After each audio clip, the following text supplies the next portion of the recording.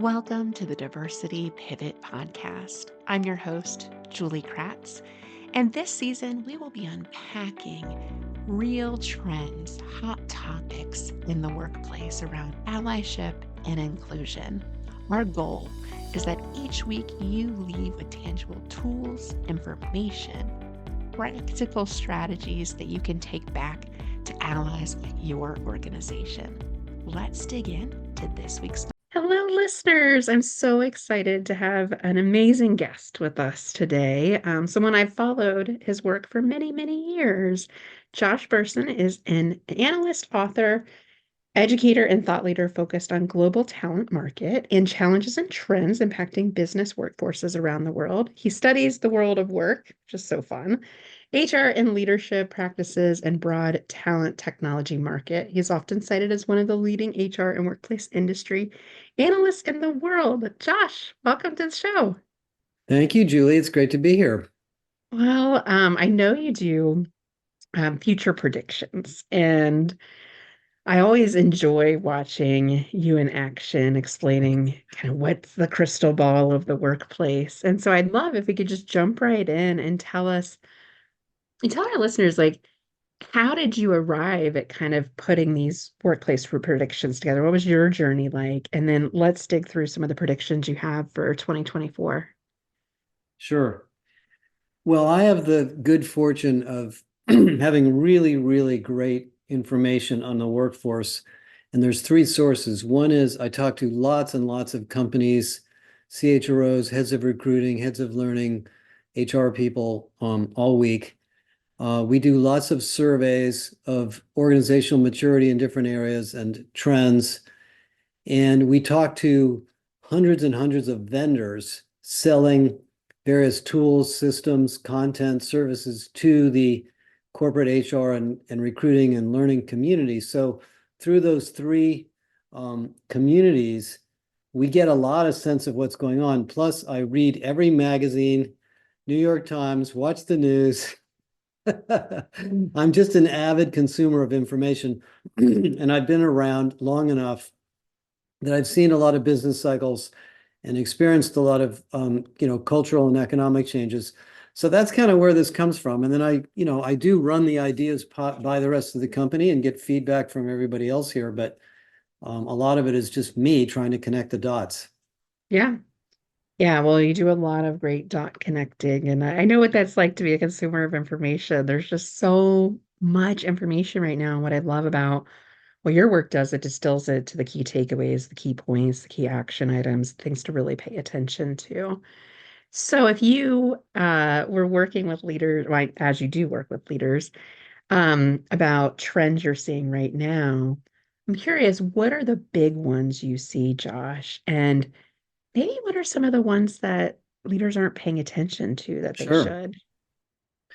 Well, there's a couple of really big ones. Let me talk about three or four big ones and then some of the ones that I think are hidden. The number one is we are in a labor shortage. And this is a big transformational, long-lasting change in the way to think about companies. There's a low birth rate. There are baby boomers retiring. The average age or the median age in the United States of the workforce is now 31. And people are not having children or even getting married at the rate they were. And this is true not only in the US, but all the developed countries. So the unemployment rate now has been below 4% for a long time, maybe a year and a half, 2 years, and it's going to probably stay that way for a long time. So this whole idea that you're going to grow your company by hiring more and more and more people has got to go out of the window, and we need to think about HR recruiting, internal development, hiring, growth around productivity, more revenue per person, more output per person, better skills, etc. So that's number one. That's a huge change. It affects almost everything that we do in HR. The number two is transformation. Now, this is kind of like a big buzzword and probably nobody even hears it anymore, but the rate of business transformation has gotten sort of out of, through the roof, as you might say. There's a PwC survey that came out in January that's basically concluded that 60% of CEOs believe that the company they lead today, as it exists, will not exist at all in 10 years. It will be something that it doesn't know what it is yet. Last year, that number was 49%. So 2/3 of CEOs are saying, I'm in the transformation business, not the execution business. And that's a very different mentality from most business people that I've met over the years. Are basically, we're going to execute on the strategy we have. We're not going to keep changing it because it's too disruptive. Well, now it's about how fast can you change all the time, which means the organization has to be flatter. We have to move people around more quickly. We have to have more information on people's skills. We have to know where the underperforming groups are and work on org design changes and leadership. It's much more democratized, et cetera, et cetera, et cetera. There's a whole bunch of implications of that. The third thing, of course, is AI. And I've been on the phone about AI all morning. And, the reason AI is so big is that it is a massive shift in the way we think about technology. All of the technologies that I've been associated with in my entire life have been focused on automating transactional experiences, buying something, entering data into a spreadsheet, analyzing numbers that we have in the financials, deciding who to hire, et cetera, are mostly automated to some degree by information-based transaction systems. AI is completely different. AI is a generative tool. It learns from the data, and the more data you have, the smarter it becomes. And there's all sorts of issues on training it, and of course, learning to put the right user experience in front of it. We're moving to a chat user experience, not a click, search, browse user experience. I'm putting together a big podcast on that. And so all of these, difficult decisions that we make around people in HR, who to hire, who to promote, how much to pay somebody, who gets the next developmental assignment, and so forth, that can all be informed by AI. That's a massive change. And then, of course, to say nothing of the customer work and other work going on in companies to bring AI into other roles. So there's a huge impact on HR there. And then the fourth thing that is massive is that because of the younger workforce, because people are living longer, because of the low unemployment rate, employees are activated. They are speaking up. They feel empowered. The line that I use a lot is, it used to be when I was a young guy, you became the job. You read the job description, you got hired, and you said, okay, I will be the person you want me to be. Now the basically workforce is saying, I want this job to be what I want it to be because I've got my own flexible work life, or I've got my own skills and I want to bring them to work, or I have some things I'm interested in doing and I'm not really that interested in what you want me to do.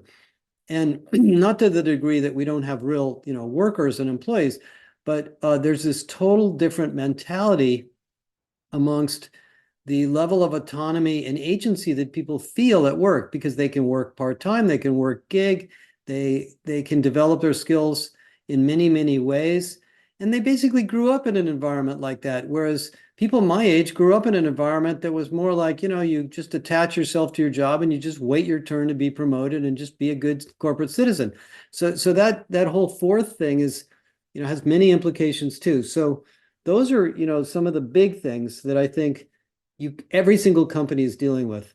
I think some of the little things that are under the covers, the HR function itself isn't always organized correctly.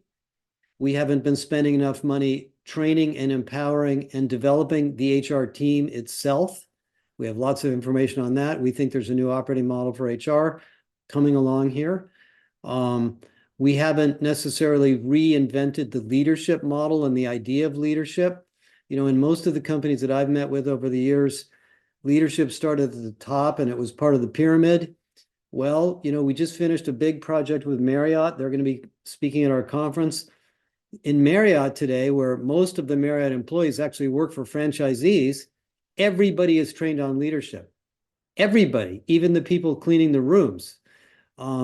If you're Starbucks, if you're McDonald's, if you're Target, if you're Verizon, everybody that connects to a customer is essentially adding value, providing part of your service. So we need to democratize this idea of what does leadership mean in an empowered, flattered organization. I mean, the analogy that I use is that, if you think about this issue of a constrained labor market, we still have in the United States, we have like 155 million working people. It doesn't go up much over the years, a little tiny bit, but the GDP keeps growing. Well, how's that possible? More revenue, more output per person at an accelerating rate. AI makes it go up even faster. So every human being in our company is now super powered. I think of them like Superman, Superwoman. Superman's capable of leaping over a building in a single bound. But does Superman know what building to leap over? And are we giving Superman the skills and the alignment so he or she can provide this extra level of value to our company? So we've got to really, think about leadership. We've got to think about investing in people as an asset, not an expense. And so some of the things I write about in my book are becoming very, very real-time C-level business strategy issues that are bringing HR, into the C-suite. By the way, one more thing on just HR.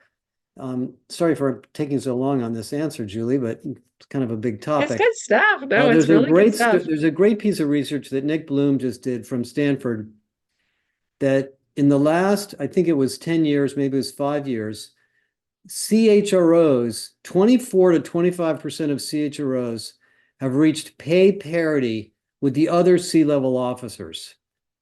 I mean, 10 years ago, the CHRO reported to the CFO and it was called the VP of HR, and it was an administrative job.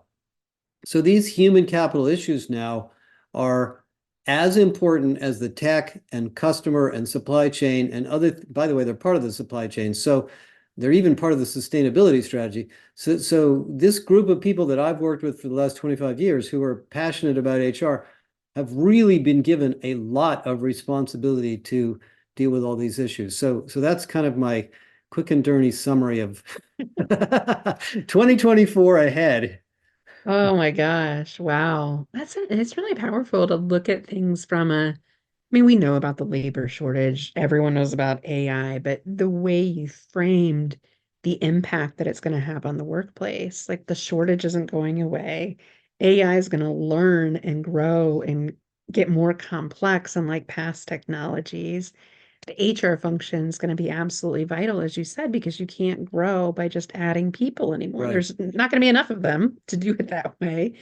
And you need to get more out of people. And what really resonated with me, Josh, as somebody that started my career 20 some years ago, my first job out of college, I very much identify with that traditional worker mindset. You get your college degree, you go to work for a big company, you get your pension, your benefits, you're taken care of, you just wait your turn and climb the corporate ladder. And I lasted 4 years.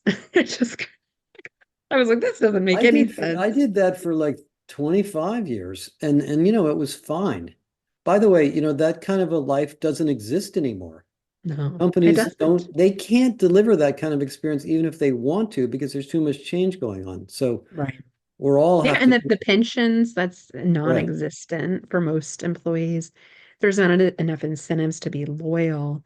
You can't just stay in the same job for 20 years, like you said, because change is so constant. And so it all resonates with me. I gave it another go and put in my 12 years, but that was as much as Yeah. I could do. And I think doing the work that we do as outsiders, we have the perspective of seeing a lot of different companies doing a lot of different things and what works and what doesn't. I'm curious from your perspective, Josh, like you mentioned Marriott, some of the other leaders that are thinking about leadership differently, organizational structures differently, the value of HR. Do you have any other case studies or examples you could point Oh, us just to? tons. Yeah. Um, the consumer goods companies, you think about Coca-Cola, Pepsi, Unilever, Nestle, they operate this way. The reason that they have to operate this way because they're dealing with constantly changing consumer demands, products that go through, very quick market cycles. Novartis, you would think, by the way, the pharmaceutical industry is kind of a traditional industry. You do R&D, you do product development, you do manufacturing, you do distribution, and you hope you can make money for the next 20 years on that drug. Actually, it's not like that anymore. There's a huge amount of innovation and technology applied to drug design and development. So Novartis's new C-level strategy is to be unbossed. They're trying to free every employee in Novartis to be curious, to ask more questions, to challenge the current process, come up with new ways of working across all levels. I remember I had a conversation with a large pharmaceutical company right around the pandemic, and they told me, the problem we have with change is that we have committees for everything. So if we want to do something new, and we are sure that this is what we want to do, we've got to wait 4 months until we can get it through all the committee meetings. And by then the change has already happened. Right. And so, of course, the pandemic, and the pandemic to some degree was really a healthy thing for a lot of companies, because a lot of companies realized that a lot of these bureaucratic processes weren't needed. But anyway, so those are companies that are doing well. I mean, Microsoft's a very empowered company right now. Look at how well they're doing. I think Google is learning a lesson on how to do this better, because they're sort of getting a little bit disrupted at the moment. I think Boeing's learning a lesson about, being more attuned to what employees are saying and their activation. Psychological safety. Yeah, so there's all sorts of stories around this, but to me, the trend is just inevitable, and it's happening all the time. Yeah, really good stuff, Josh. Shifting gears a little bit to the DEI space, and that often is nested into HR. And I love what you said about HR's, having that seat at the leadership table and being paid fairly. DEI should be the same, but you and I both know, the value we put on some of the people-based parts of the organization is sadly less. But you make a great argument that's going to have to change in the future. DEI, the space that we're in, it's been under attack for, I think, 18 months now. I've been counting it. But what I've found is the big global companies, a lot of the ones you just mentioned, they're going to continue to stay the course because they have to. Diversity is coming. You need to have an inclusive environment so that you can leverage the natural diversity of the talent that's coming, especially with the younger generation and their expectations. Curious for the DEI space, for a lot of our listeners that are leaders in that space, what might you offer to them as any optimism you can offer us? Well, I did write an article about a year ago that was entitled "Why the Head of DEI is the Toughest Job in Business." I think it's been a tough job for a long time. Well, we did a big study of this, and what we found, this was 2 years ago, was that despite the ESGs and the hiring targets and the candidate pools and all the things that companies do, the most predictive factor in a company that's highly diverse and inclusive is that diversity is a part of the business strategy, not the HR strategy, meaning that we have to be diverse to sell into diverse communities. We have to be diverse to open oil wells in Africa and Asia and India. We have to be diverse to build products and services in different geographies where we didn't originally live, but we now have customers that we didn't understand. We have to be diverse to reach new consumer segments, transgender, whatever it may be, that we didn't understand. When you frame your business around that, like Target does, or some of the food service companies, then diversity is a natural part of your strategy. And of course, you're going to hire diverse candidates. And of course, you're going to promote people with diverse backgrounds. And of course, you're going to locate yourself in cities and communities that have more diverse locations. When you give it to HR and you say, Mr. or Mrs. Head of DEI, I want you to sponsor the diversity program and drive it, you have given this person a very, very hard job. Because all of the built-in biases and business processes that maybe didn't, accommodate this idea are already there. So the thing that I think is happening is that this idea of the DEI leader being the police, the HR police, running around chasing people and giving them targets and stuff, is now kind of frowned upon, certainly by the external market and the right wing, but it doesn't really work that well. It's very hard, and it doesn't embed the idea into the fabric of the company. So I think what's happening is probably healthy, even though I know it's very difficult, is that the person who's the head of DEI should be in the business, not in HR. And they should look at their job as aiding and including all of the diversity related topics that help the rest of the company grow, not enforcing rules, writing reports, giving people compliance issues, putting stuff on the website, trying to win awards. I mean, that's all great, but I think people are kind of tired of that at the moment. So let's reinvent the role.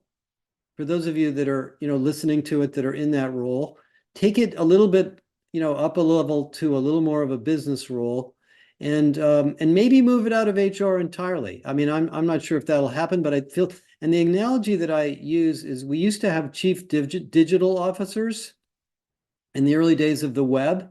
I don't think most companies have a chief digital officer anymore because everybody's digital all the time. So, maybe we don't need to have this specialized sort of spokesperson out there preaching in a way that we may not want to hear it, because it might make people defensive, and embed it into the fabric of the company. That means the CEO needs to get on board. It means the rest of the C-level execs and all the rest of the management team has to be a part of this. I won't mention the name of the company, but I worked for a company not too long ago that was not a very diverse company. And it was obvious to me that it was not a very diverse company. And they wanted to be more diverse. So they hired a chief diversity officer who was an African-American woman. And she was one of the only African-American women I ever saw in that company. And I thought to myself, this is nuts. This poor person's never going to last. And this doesn't even make any sense. So, I think those kinds of things happened, because of, George Floyd, and there was lots of activism going on in the workforce, of course. But I think we got to move beyond that. And listen, I'm not a big fan of the Supreme Court and all the stuff they're doing half the time, but I think we need to just kind of go with the flow here. Yeah. And by the way, people that are heads of diversity have incredible skills in culture, in change, in training, in education, in comp. I mean, there's all sorts of things where they can spend their time adding value in the company, as opposed to, making people feel like they have to take some compliance course or whatever it may be, just to fulfill some target. Yeah. No, we see that all the time with our clients. The head of DEI is one of the very few women of color tasked to do the impossible and given very little support and resources. And yeah, I think if there's one silver lining of the pushback that we're seeing externally and as you said, in more conservative groups, is that we'll embed DEI, we'll embed it into the culture and fabric of the organization, and it's not going to be a standalone anymore, which I have mixed feelings about, because when you have that role, you have accountability with it. To me, Josh, I'm curious, like, what does embedding it look like practically? Well, I think you can still listen there. Look at all of the concerns people, everybody's freaked out about AI. Everybody thinks AI is going to be biased.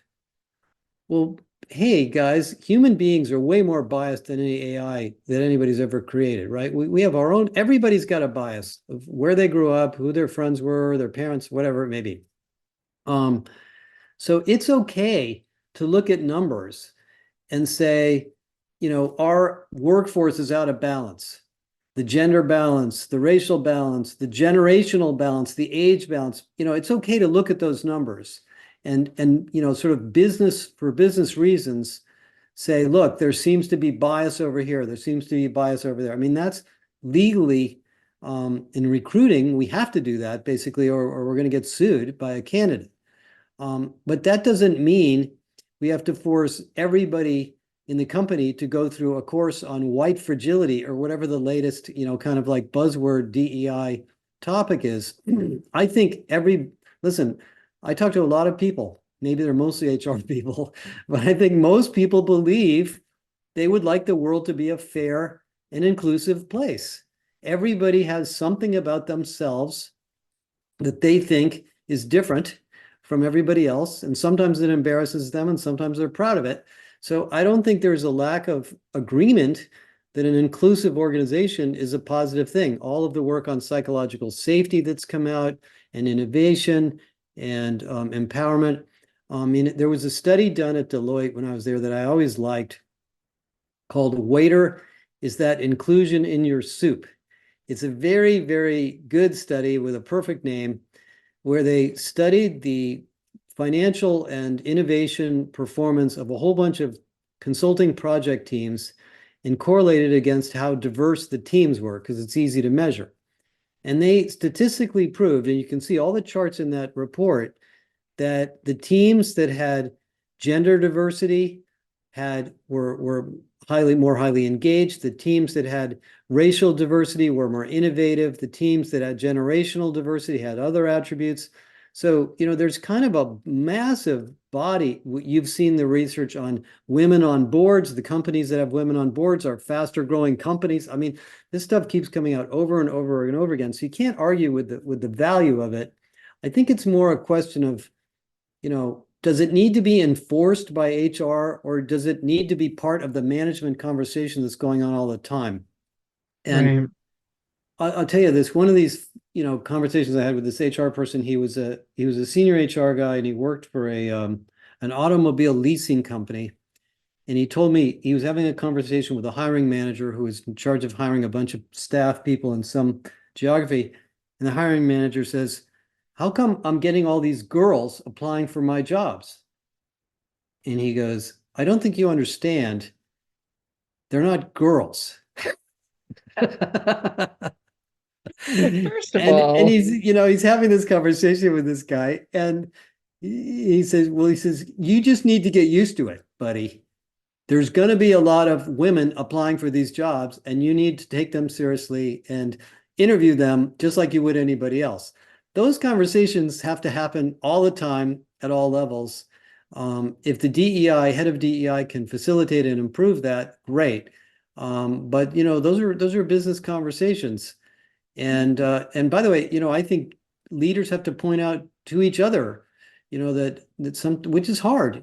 Leaders don't like calling out their peers when they see something going on. But if it doesn't happen at the top, it's not going to happen within the organization either. And I think the companies that don't do this, they suffer later. They suffer from poor employment brand, high turnover, lower innovation, all the stuff that comes out of that research. That they feel the symptoms of it. A lack of inclusivity, people holding back their ideas because they don't feel they're going to be respected. I mean, there's all sorts of very obvious business sort of measures that are impacted by this issue. So, yeah. Anyway, I don't think I have a golden bullet for this, but I think there's just a lot of management issues that need to be addressed, and I don't want this poor head of DEI to have to carry this cross by themselves. Yeah. No, I hear you on all that. And the takeaways I'm getting is data, data, data, data. I mean, having your data about your employee demographics and the perceptions of inclusion is really powerful because I've never seen data that people are happy with or feel like it truly reflects the communities of which they hope to serve. So that disconnect is why it costs you on the innovation, the productivity, the quality, et cetera. And if we're in a short labor shortage where you need to get more out of people in order to grow, seems very Well, and obvious. yeah, I mean, the other thing about, if you accept that whole post-industrial age discussion that we have with companies about this, and you're going to be moving people around inside the company to improve productivity, you're going to have issues if you don't have an inclusive culture. Yep. Because Yeah, somebody in different IT rules is for going to different say, we're not people. going to, yeah, somebody's going to say, oh, we never hire anybody from that group. Or, we would never hire somebody who, has that background. And then, now you're stuck. Now you can't operate the company well. Yeah, totally, totally. Yeah. And I'm hoping these shifting demographics and trends will help lift DEI and, like you said, embed it into the organization, whether it's data or having that call-in culture where we're calling out our human biases in the moment, especially as leaders. So fascinating. Well, Josh, this has been fantastic to learn from you today. Thank you for the research you do. It's very generous how much he shares, listeners. So be sure to follow his work. And I've attended several of the webinars and always walk away with like a treasure trove of little gems to share with my clients. So thank you. Thank you for being Thank you, Julie. so like just sharing information so readily. That's very generous. And so tell our listeners, if you could, how to follow your work and how to be a Sure. part of your network. Well, we're basically a corporate membership type of organization, and then we also have a professional development academy called the Josh Bersin Academy. So you can go to joshbersin.com and kind of read all of the blogs and podcasts and stuff. You can go to bersinacademy.com if you want to sign up for courses and education on your own individual or for HR team. And then we're in the middle of rolling out an AI platform called Galileo, which is basically the intelligent me and everybody that has ever worked for us all online to ask questions and learn about HR. And so right now that's available to our corporate members and it'll be available to individuals later this year, early next year. So we're pretty easy to find. I'm on LinkedIn, I'm on Twitter and whatever it's called these days. That's And so by the true. way, we have a big conference coming up in May. I don't know if it'll already have happened by the time this podcast comes out, called Irresistible every year. So if you're in a larger organization and you want to get a team of people to really get immersed in a lot of these new topics, once a year we have an annual conference in Los Angeles called Irresistible. Oh, how fun is that? Well, awesome. Well, thank you for the work you do. We'll be sure to share those links in our show notes. And I really appreciate you being on the podcast. Thank you. Thank you for listening to the Diversity Pivot podcast. My hope is that you walked away with a tangible tool, insight, or information that you can share with other allies on the journey. If you liked this week's episode, please leave us a review. Your feedback means a tremendous amount to us. We'll be back next week with another hot topic.